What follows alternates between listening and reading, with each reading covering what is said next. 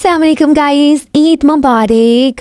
आज ना लिटरली मुझे वही वाली ईद वाली फील आ रही है जैसे हम लोग बचपन में ईद पे तैयार होते थे, क्योंकि अब हमारी ईदें ऐसी हैं कि बस हम लोग कपड़े चेंज करने होते हैं, हमने नए कपड़े पहनने होते हैं, पिक्चर्स बनानी होती हैं और बस यहाँ तक हमारी ईद होती है। वो जो बचपन में ईद होती थी ना कि बहुत खुशी होती थी दिल से, और हम तैयार होते थे, हम जाते थे, हम अपनी बकरों को लेके घूमते रहते थे। वो सब चीज़ें अब नहीं हैं, पता है ऐसा ही है।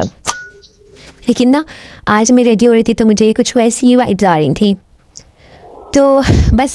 और साथ साथ ना एक और मज़े की चीज़ ये हो रही थी कि ना मुझे ना बच्चों के मैसेजेस आ रहे थे। मेरे जो स्कूल के बच्चे हैं ना, मेरे स्टूडेंट्स, सबके मुझे मैसेजेस आ रहे थे, टीचर ईद मुबारक, और साथ में अस्सलाम वालेकुम मैडम अस्मा, कैसी हैं? बकरा ईद मुबारक। टीचर क्या है? ठीक है, ईद मुबारक। कैसी ईद गुजरी है? मैं बहुत अच्छी तैयार हुई थी। वो अपनी प्यारी प्यारी मुझे पिक्चर सेंड कर रहे हैं। अच्छा, बच्चों की तो एक मतलब उनकी तो ये सब चीज़ें न्यू होती है ना, फर्स्ट टाइम हो रही होती है उनके। एक तो नए कपड़े, नए जूते, और साथ में उनकी पोनियाँ, रंग बिरंगे पिन, और साथ साथ उन्हें आगे किचन में, क्योंकि ना किचन में ही हमारा काम होता है। अच्छा, ये चीज़ नहीं है कि अच्छा मुझे लड़कियाँ कहती हैं ना कि गोश्त से स्मेल आ रही होती है, या फिर हम तो किचन में जाते नहीं है। यार मुझे इतनी अजीब चीज़ लगती है ये।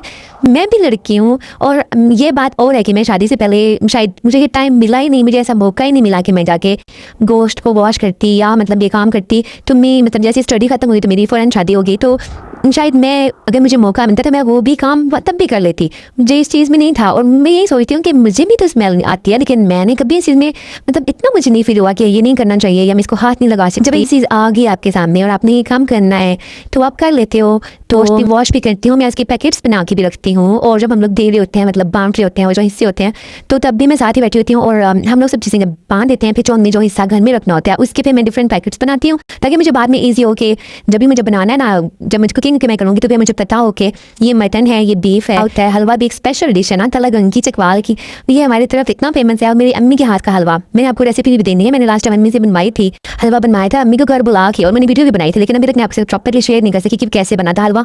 लेकिन वो गुड़ का हलवा जो होता है ना, ये हमारा हर ईद पे स्पेशल डिश होती ही होती है।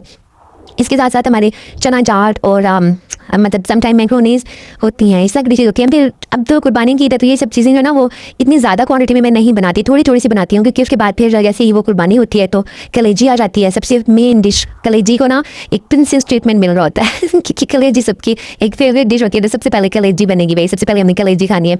कलेजी के साथ साथ फिर हमारे घर में दावत होती है सबकी, लाइक मेरे इन लॉज में, तो फिर जब सब आ रहे होते हैं तो फिर हम लोग ना एक प्रॉपर एक खाना बनाना होता है। मतलब ईद ही होती है ना कि आप फैमिली के साथ टाइम स्पेंड करें, उनके साथ गैदरिंग हो, मजे से बातें करें, पुरानी बातें भी होती हैं, और कुछ न्यू प्लान्स हो रहे होते हैं कि ऐसे करेंगे ऐसे करेंगे। तो यही ईदें होती हैं, ईदों में यही मजा आता है कि हम सब मिल, और आप सब बताएं कि आपकी ईद कैसी गुजरी। मैं आपसे मिलती हूँ नेक्स्ट वीडियो में।